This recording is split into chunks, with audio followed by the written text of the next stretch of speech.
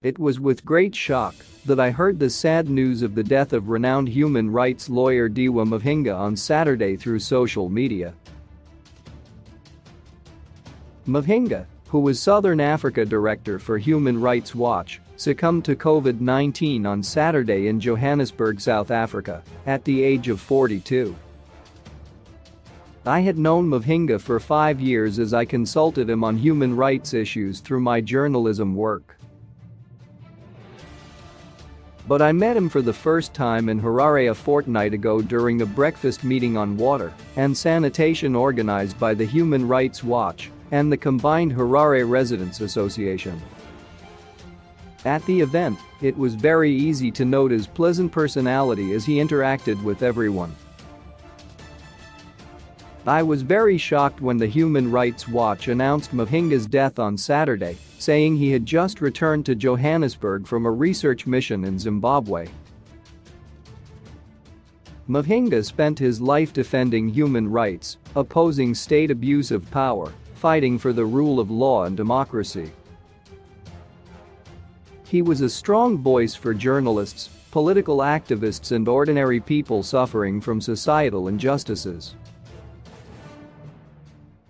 That is why reports of his death prompted an outpour of grief from civil society organizations, lawyers, political and human rights activists, journalists and several others.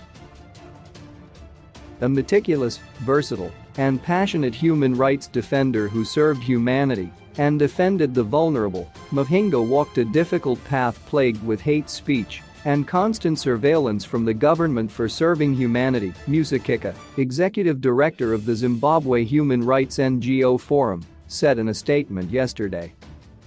Despite continuous threats against his life, Mavhinga passionately fought for justice and democracy, not only for Zimbabwe, but the world at large.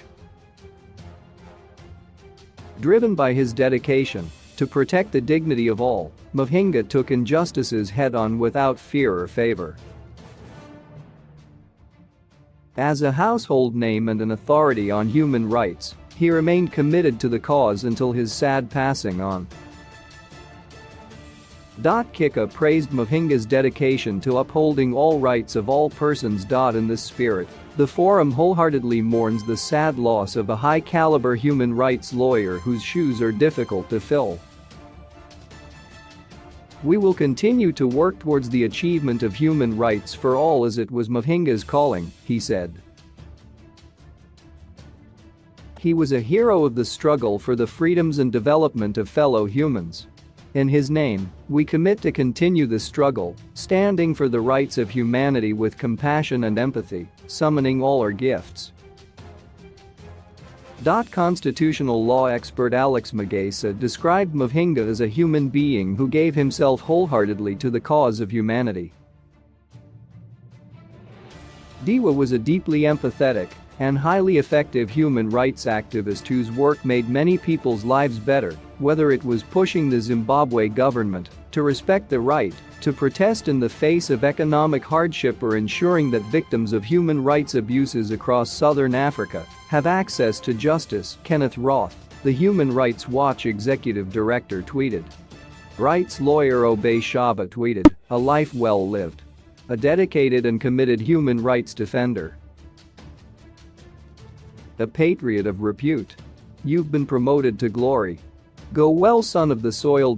Amnesty International Regional Director Depers Machina described Mavhinga as a fiercely committed rights defender. Mavhinga was born in Gandami, Wiltshire area, also known as Hurisha in Chivu. He loved his home area and founded the Hurisha Development Trust, where he spearheaded developmental projects, which include refurbishment of public infrastructure as the chairperson of the trust. Mavhinga started his career in human rights as the deputy coordinator at the Forum's International Liaison Office in London from April 2007 to April 2008. He then joined the Crisis in Zimbabwe Coalition Regional Office in South Africa before joining Human Rights Watch.